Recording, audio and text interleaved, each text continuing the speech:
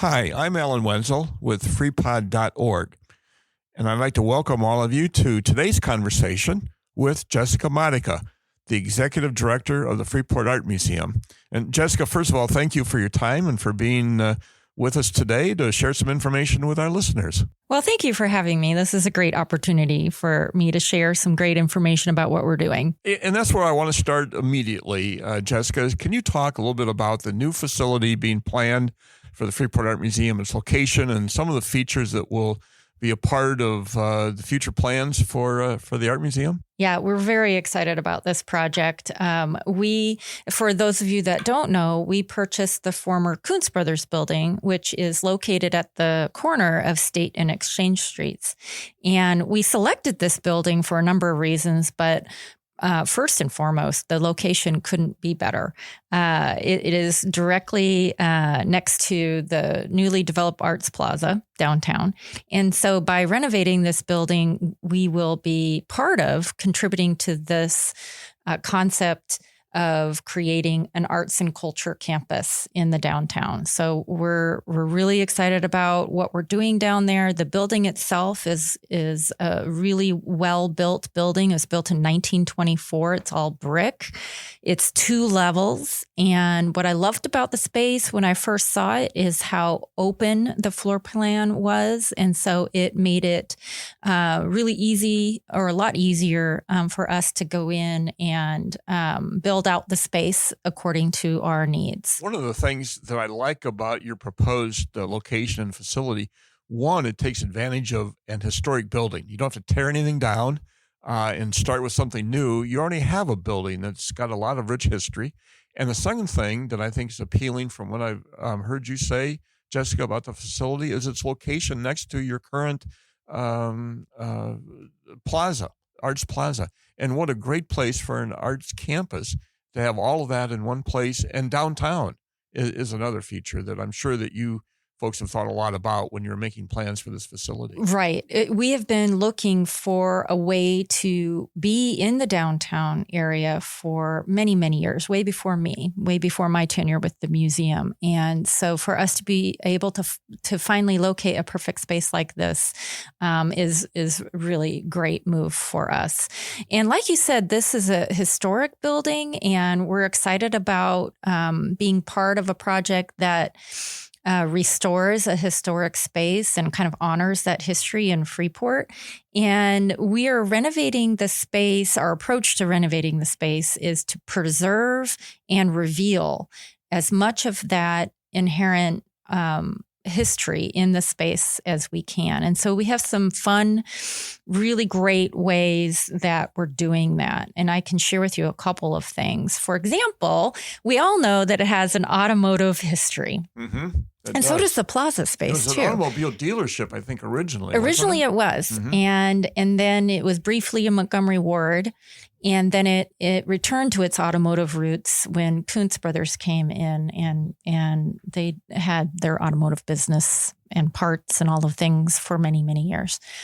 So one of the aspects that we're restoring is the garage doors. So it has 2 garage doors on the State Street side. And so instead of doing something different there, we've decided to replace those garage doors with new garage doors. Oh, great. And so for openings, for events and other things, we'll be able to open up those garage doors. There'll be screens that we can pull down and really have fun with it being kind of indoor, outdoor. Sure. We're also putting a garage door on the Exchange Street side because originally the second level was used to store cars in the winter. And so originally there was a ramp that existed on the front of that building with a garage door. And cars would drive up the ramp and go up to the second floor and be stored for the winter, of all things. And that's part of the reason why it's such a solid building, too. It was built for cars. So we'll be putting a garage door in on that side, too. And that's where our education space will be. And so, again, for when we have hands-on things going on in that space, we'll be able to open up the garage door. What a great way to preserve the historic automobile history of that building to replace the old garage doors with some new ones. Will be very functional for your new activities.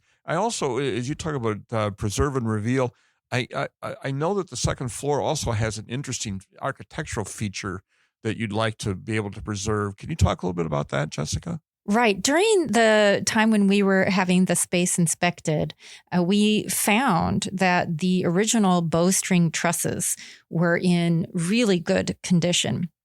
And so what we decided to do was to do the renovation in a way that we could reveal those trusses. So when people go up to the second floor, a number of those bowstring trusses will be visible to people. So we'll be able to literally see how the building was constructed. So that's exciting and fun too. I'm going to put you on the spot just a little bit, Jessica. And of all of the new things being planned for the building, what for you is the most exciting feature that you will be able to take advantage of or do in the new building that you haven't been able to do in your current location? Do you have something you're really looking forward to being able to do in the new facility? Oh, that's a great question. Yes, when I first came to the museum, I came here as a collection manager, collection exhibitions manager. And so it was really the collection that originally brought me to Freeport Art Museum because our collection is amazing. It's very unique for a city this size. Yes, everybody is always surprised, as was I, for not only the size of the collection, but just the types of objects that we have represented in the collection. And so what I'm really excited about is the way that we'll be able to showcase our collection. We have some spaces marked out for that on our second level. And we'll be doing it in a way that the objects will rotate much more often than we were able to do them here in this building, the way that they're displayed here. And so for me, that's really important. And something that I'm really looking forward to because we're such a small staff, we really haven't been able to rotate our collection as nearly as much as we would have liked. And so that gives us an opportunity to really show not only our community, but people coming into our community what that collection is all about. So the collection will really be much more accessible Yes. to the public than it has been in the past because of the new spaces and the way you'll be able to rotate the collection through those spaces. Right. That's something to look forward to. It is. It will be showing more variety from our collection than that we have, at least since I've been here. So that's a great opportunity. I'm also really excited about the location in terms of it being near to some of our partners, like it's near to the Boys and Girls Club. It puts us in an area that is a lot more walkable, so people can find us easier. And so those are the things that really across the street from Debate Square, Yes. which is another popular destination for people downtown. Lots of good advantages to being in that location for you. And we're really looking forward to being able to partner with a lot of the activities that are happening downtown. Just this last weekend, there was the Wine Fest, and that's one example of something that we look forward to participating in, being a stop in some of these wonderful events that are happening downtown. We've already really kind of started that with having Paint the Port downtown and utilizing our new space for an area for people to come in and get their participation bags and so forth. So we're really looking forward to being part of downtown. Can you talk a little bit, Jessica, about the timetable for the renovations and for your plans for the reconstruction of that facility? Oh, yes. I wish I had a hard and fast date on that. I really do. But I can say that a year from now, things are going to look dramatically different down there because we have reached a fundraising benchmark that has allowed us to start work on the new space. So we've already done what I've learned is called selective demolition, which is basically taking everything out of the building that we need out. And And then now we're moving ahead with doing work on the facade. We've ordered windows. We've ordered the garage doors. We're working on ordering the elevator. And then from there, starting building out the walls and the floors and so forth. So I don't know exactly when it'll be kind of in a stage where we'll be able to move in. It depends quite a bit on fundraising. And if, we're able to kind of keep that ball rolling while we're doing the renovations. I hope that's what we expect anyway, is to kind of keep the fundraising rolling alongside of us doing the construction that we can already do.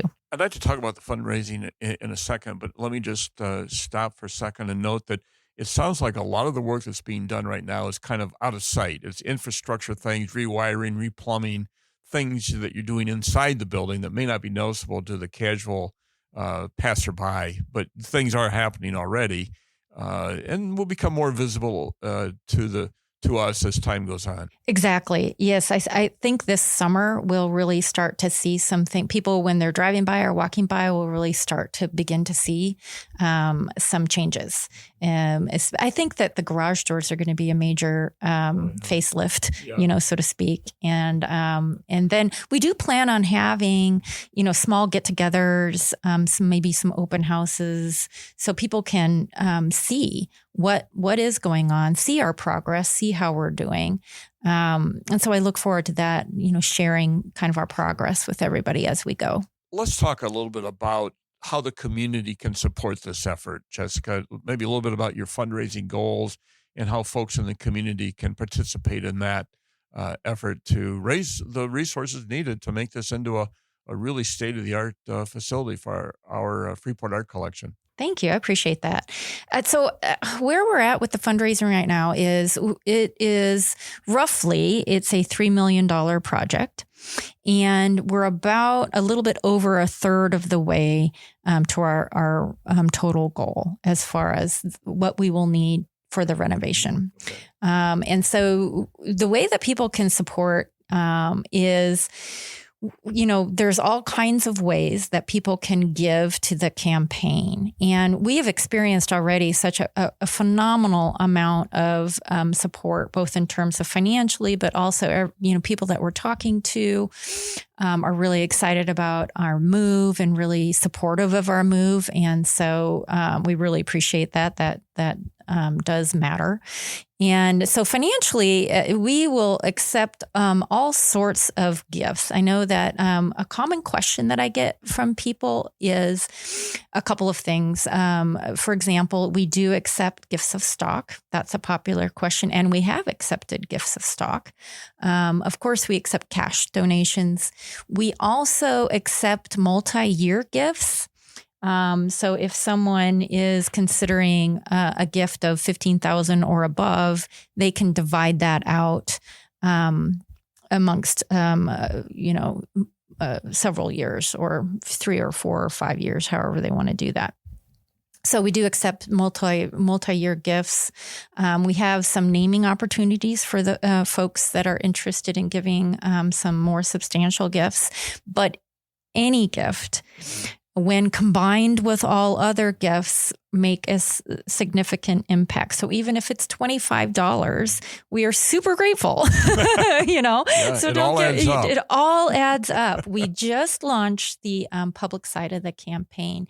And what really just humbled me and made me just feel so great about our community is within the first couple of weeks of sending out that mailing and public campaign, we received over $67,000 in gifts and pledges in just the first couple of weeks. And so that just goes to show you how supportive our community is. But if anybody has, I've also received some questions about things like RMDs and which we also accept. RMDs are the required minimum distributions from investment accounts. That's right. Mm-hmm. So I get that question a lot. And so I would encourage anybody, if they have any question about a certain way of giving that works for them, they can contact me. And what's the best way for them to do that, yeah. Jessica? I would have people, they can reach me by phone here at the museum at 815-235-9755. They can also drop me a line via email. I'm happy to set up a one-on-one talk. But my email address is jmodica@freeportartmuseum.org. And that's a mouthful.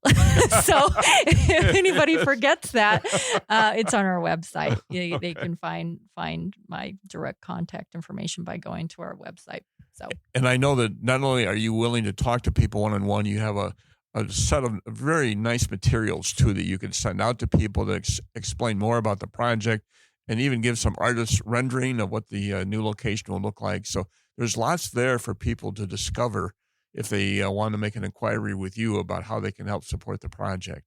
Absolutely. And we were just able to update our website recently to include some really great information about the new building project. Oh, good.